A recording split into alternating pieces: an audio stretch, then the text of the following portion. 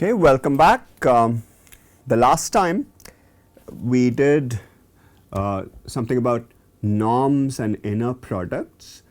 We crucially did this notion of a matrix norm. We gave two examples of matrix norms, namely matrix norms are basically norms. What are norms? Norms are just more or less distances from the origin. Matrix norms satisfy this rather important property, this inequality. When you multiply matrices, their norms, the product is less than the product of the norms. Before we proceed further, I'll just mention one little thing. So recall that suppose V is a vector in Rn, then the so-called LP norm, where P is between 1 and infinity, is defined to be V1 raised to P, V2 raised to P, and so on raised to 1 divided by P.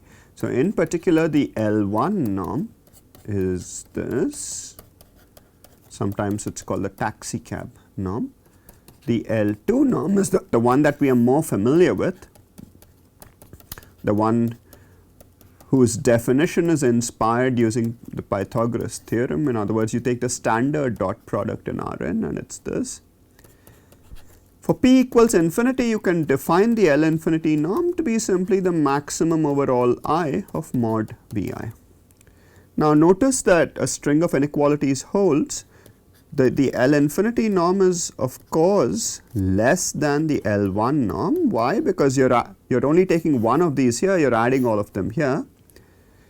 Now this on the other hand is less than square root of n times the L2 norm. Why is that so? We need to get used to this sort of a manipulation. So the idea is that if you take the L1 norm, you can write it like this. In other words, this is the dot product of these vectors in Rn dot 1 1 1. So by the Cauchy-Schwarz inequality, this is less than the L2 norm of this vector times square root of 1 square plus 1 square, so on. This is square root of n. Okay. Lastly, if you take the L2 norm of something, right, this is obviously less than square root of the L infinity norm square plus L infinity norm square, and so on. Why? You replace each of these by their maximum. So this is equal to square root of n times the L infinity norm. Okay. So to summarize, we have a string of inequalities. We know that all these norms are equivalent to each other because we are on a finite dimensional vector space. Nonetheless, sometimes it is convenient to know this string of inequalities for more precise estimates. We will not need such a precise comparison between these norms, but sometimes in computer science, for instance, it's a useful thing to know. Nonetheless, let's move on. Today we'll just in this particular lecture we'll go over the last bits of linear algebra that we need to review. Again, recall that this is not a substitute for an actual linear algebra course. It's just meant as a detailed review, right? So recall the definitions of eigenvalues and eigenvectors and eigenvectors, right? So suppose T is a linear map from V to V. V is a finite dimensional vector space over R or C. Yeah? In other words, the scalars can be real numbers or complex numbers. They can be actually even more general than that, but we won't bother.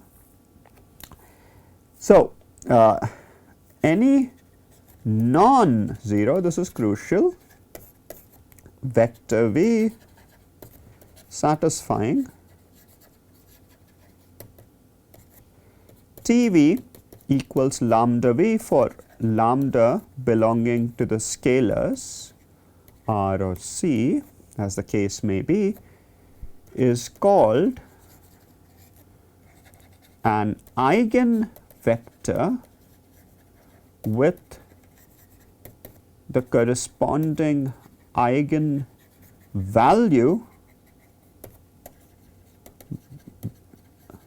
being lambda. So, an eigenvector corresponding to an eigenvalue lambda is something that satisfies this. Might seem like an arbitrary definition if you have not seen the motivation for it, but while I won't give you the motivation right now, towards the end of this this course, when we will do ordinary differential equations, we will see that the definition of eigenvalues and eigenvectors is practically forced upon us. Yeah? Right. Now, eigenvectors are obviously not unique in the sense that if, by the way, this is required to be non-zero. Why? Because 0 is a silly vector to define. I mean, t times 0 is lambda times 0 for any lambda, right? So, this is required to be non-zero. Now, if this is the case, obviously, if I scale it up by any other number, I will continue to solve this as long as alpha is not 0. This is still an eigenvector. So, the solution to this equation is not unique. So, that is why I said an eigenvector. In fact, the collection of all vectors in V satisfying Tv equals lambda V, including 0, is called the eigenspace corresponding to lambda, the eigenvalue lambda. Why is it called an eigenspace? Because this collection is actually a subspace of V.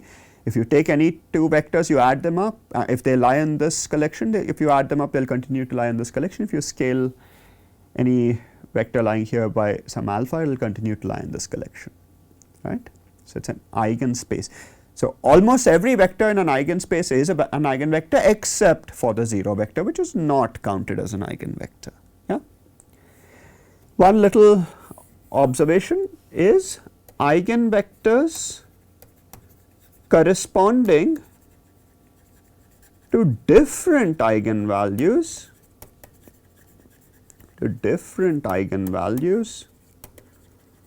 are linearly independent.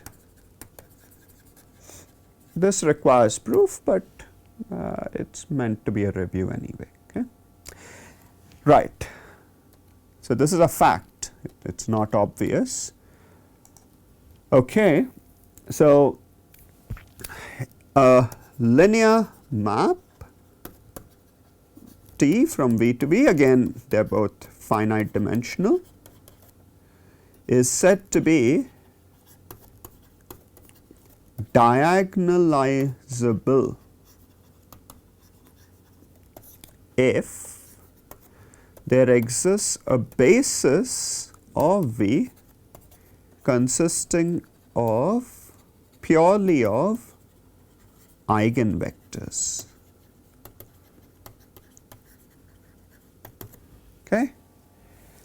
So, if you have a basis made up purely of eigenvectors, this linear map is said to be diagonalizable. Why is it said to be diagonalizable? So, suppose you take that basis of eigenvectors to be this one, T E1 is lambda 1 E1, T E2 is lambda 2 E2 and so on.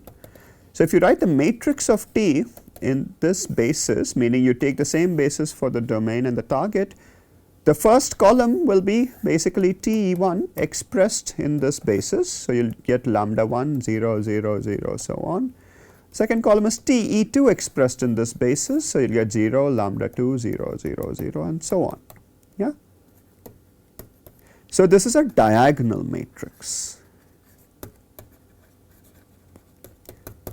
So, that is the simplest possible matrix we can think of, right. So, it's certainly desirable to have a basis where the matrix corresponding to a linear map is a diagonal matrix. That is certainly a natural thing to want. That is one of the motivations for defining eigenvalues and eigenvectors, but the question is what will we do with this information, right. So, that is why I will give you better motivation much later. So, a matrix A is said to be diagonalizable if there exists an invertible matrix S or P such that PAP inverse is a diagonal matrix. Yeah. In this case, this diagonal matrix consists of eigenvalues of A.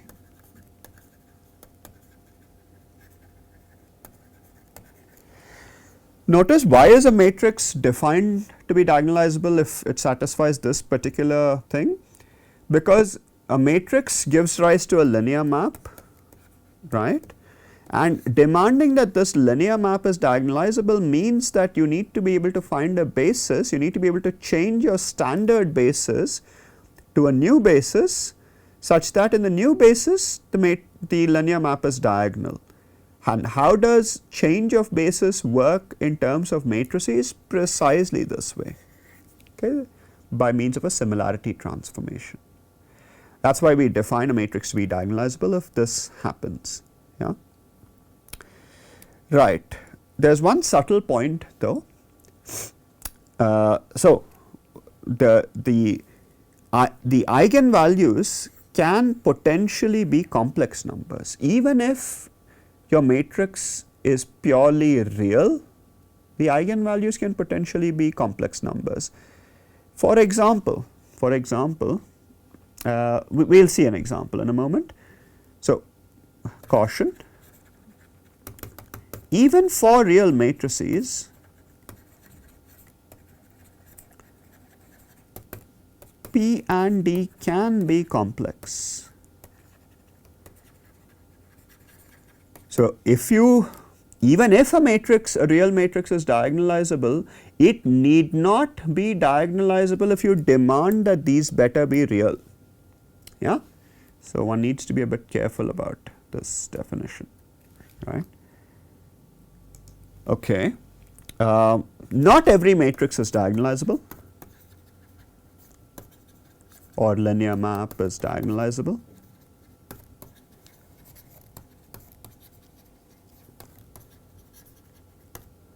Diagonalizable. A counter example is this one. For instance, this is not diagonalizable. Why is it not diagonalizable? Had it been diagonalizable, right, it would have, that means P times this is a diagonal matrix, right.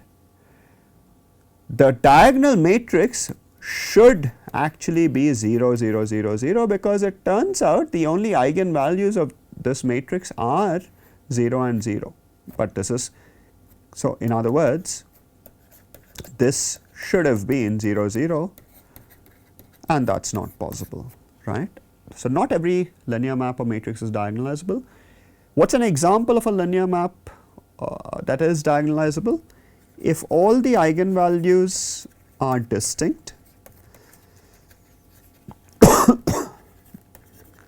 right, that is, if V is n dimensional and there are n distinct eigenvalues,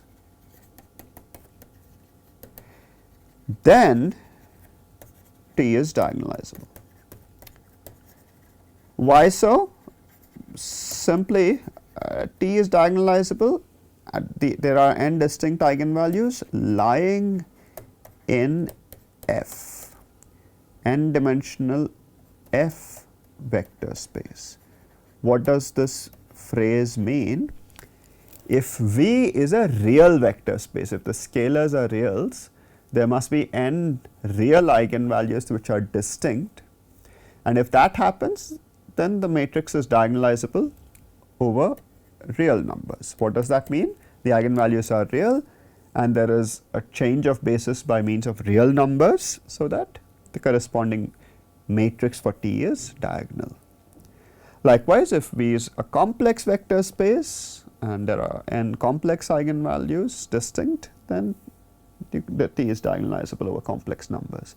On paper, if you give me a matrix and it consists purely of real entries, it could potentially have n distinct complex eigenvalues, and therefore it could be diagonalizable over complex numbers but not necessarily over real numbers. That's point one. Point two is, right, so, well, it's how does one calculate these eigenvalues, right? And is this if and only if? That is it necessary for you to have distinct eigenvalues to be diagonalizable? Of course not. I mean, for example, this is diagonalizable because it's already a diagonal matrix, right? All the entries are 0. So, of course, this is not a necessary condition, right? This is sufficient. Okay, certainly sufficient but not necessary, right?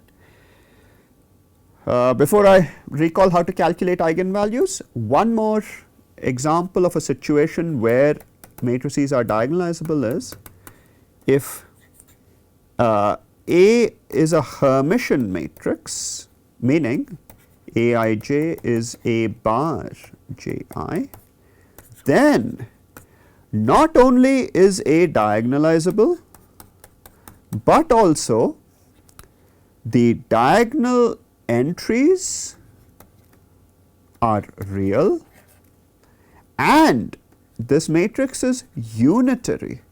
In other words, U dagger is U inverse, right? So, if a matrix is Hermitian, then it is diagonalizable by unitary matrices. Likewise, if A is real and A is symmetric, then you can diagonalize by means of an orthogonal matrix. Maybe I will write it like this, where P transpose is P inverse. Okay. This is a non-trivial theorem. It is called the spectral theorem for matrices. Okay, nothing to do with scary ghosts or anything. It is just called spectral because the eigenvalues are, for matrices, they are also called spectrum. Okay, what does this have to do with the spectrum of light, the violet, indigo, blue, etc.? That is a longer story, but there is a connection. Okay. You should somehow view eigenvalues as sort of like different colors for a matrix, if you so will, if you want a colorful analogy. Anyway, so how does one calculate eigenvectors again? The way you calculate them is Tv equals lambda v, v is non-zero, which means T minus identity lambda times v is 0 and v is not 0. This happens if and only if the determinant of T minus lambda I is 0. Okay. Let us say T is a matrix. You can define determinant even if T is a linear transformation, but let's assume T is a matrix, right? So yeah, so how do you calculate eigenvalues of matrices? You simply take this determinant. This is a polynomial in lambda of degree n, with degree n, right? And every polynomial with real or complex entries has at least one complex root. In fact, it has n complex roots if you count roots with multiplicity, right? This is the fundamental theorem of algebra. So every matrix does have complex eigenvalues, it does have complex eigenvectors as well, right. So for example, if you take 0, 1, 0, 0, what are the eigenvalues of this? You take this times 1, 0, 0, take the determinant and set it to 0. In other words, determinant of minus lambda 1 minus lambda 0 is 0. So lambda square is 0, so lambda is 0. So the only eigenvalue here is 0, right. If you take 0, 1, minus 1, 0, then the determinant of this minus is 0, which means the determinant of minus lambda 1 minus 1 is 0. So lambda square plus 1 is 0, so lambda is plus minus square root of minus 1. So in other words, even if you take an innocent real matrix, it could potentially have complex eigenvalues. Yeah. Right. So I'll just do one last little point about linear algebra, and that will conclude our review of linear algebra. We'll move on to reviewing a little bit of metric spaces, which also you're supposed to know as a prerequisite, but nonetheless we'll do a reasonably detailed review anyway.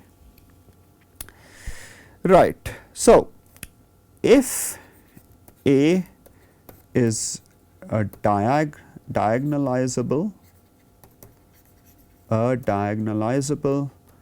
square matrix with orthonormal eigenvectors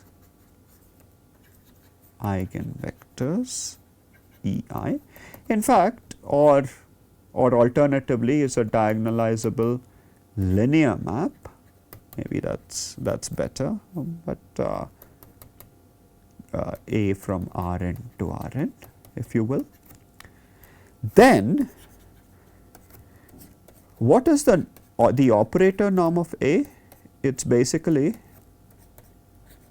Ax, the L2 norm, the maximum when x L2 norm is 1, right. So this is maximum of the x L2 norm being 1 of what is x? X is a linear combination of the eigenvectors, right. So it's some xi ei. So it's A times xi ei, the L2 norm, which is A times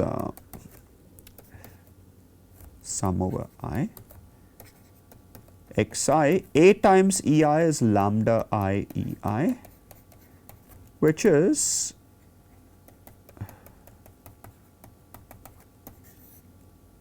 xi square lambda I square sum over I, yeah, which is of course less than the maximum over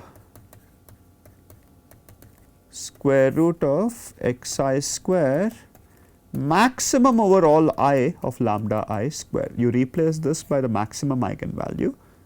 So this is the max of mod lambda I times the L2 norm of x, which is equal to 1, right. In other words, in this case, the operator norm is actually equal to the maximum of mod lambda I. If A is diagonalizable with orthonormal eigenvectors, vectors, not eigenvalues, that doesn't make sense, then the operator norm is simply the maximum over all I of mod lambda I. Unfortunately, this result fails spectacularly if A does not satisfy the hypothesis of being diagonalizable with orthonormal eigenvectors. So for example, if you take A as 1, 0, 1, 0, what are its eigenvalues? The eigenvalues correspond to determinant of A minus lambda I is 0. So in other words, you take 1 minus lambda 1, 0, the determinant of that is 0. So minus lambda times 1 minus lambda is 0. So lambda is 0 or 1. In other words, this has two distinct eigenvalues, and therefore it is diagonalizable. Yeah. It certainly is diagonalizable. The trouble is you can calculate the eigenvectors and you will find out that they are not orthogonal to each other. That is the trouble. And indeed, if you do calculate, so the maximum of the eigenvalues, the maximum of the norm of the eigenvalues is in fact 1. You would expect naively for the operator norm of this to be 1, but let us actually calculate the operator norm. What is the operator norm of this matrix? Maybe we can go to a different page to calculate it. So, the operator norm of this matrix, the matrix being 1 0 1 0 is what is it? It is the maximum over a square plus b square equals 1 times the L2 norm of this. So, that is maximum over a square plus b square equals 1 times the L2 norm of what vector? A plus b and 0. So, that is the maximum of square root of a square plus b square equals 1 times mod of a plus b. In particular, if a is 1 divided by square root 2, b is 1 divided by square root 2, certainly they satisfy this, and a plus b will be square root 2, which is certainly larger than 1, right, and this is the maximum of the mod of the eigenvalues. So, this operator norm is a subtle affair. It's not trivial to calculate it even if you know the eigenvalues. Yeah, just to point out something slightly non-trivial. Okay, so we have completed our rather detailed review of linear algebra. Now we will do a little bit of a review of topology in Rn. I know this phrase topology in Rn might sound rather intimidating. What I really mean here is things like this, which you should have seen, things like open sets in Rn, limits in Rn of sequences, compact sets,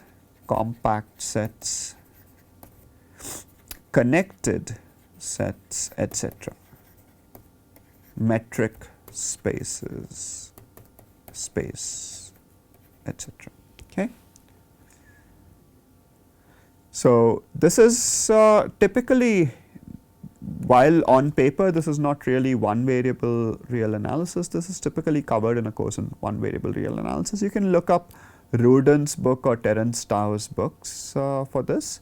We will still do a review, but nonetheless again it's not I mean also continuous functions. We will still do a review, but it's not meant to be. So, this part we will do more carefully. Maybe I won't even count it as a part of the review, but my point is the rest of it is something you should have seen, but we will do a reasonably detailed review anyway, right. Okay, so again, to take a step back, what is the aim here? To study functions of more than one variable, right, and so far we have studied linear functions. For example, like say x comma y goes to what? X plus y, 2x minus 3y, pi x plus ey, and so on, right, from R2 to R3. But most of life is non-linear, right. For example, if you want to model the flow of air, around an aeroplane, for instance, okay, especially around an aeroplane wing, or for instance if you want to look at the stock market, right, this time series data of a stock market, or say for instance if you take the earth and you want to study its curvature of the earth, or for instance you want to do protein folding, or say if you are interested in pure mathematics and you want to prove the Poincare conjecture. All of this is non-linear. Unfortunately, life is non-linear. It's not linear functions play an important role, but they don't tell us the full story. So in other words, we need to study the calculus, that is how fast things change for functions from Rm to Rn that are not linear, right. So when n is 1, these sorts of things are given a name, they are called scalar fields, right. When n is larger than 1, they are sometimes called vector fields or vector valued functions. Okay. All right, we will stop for now. Thank you for joining.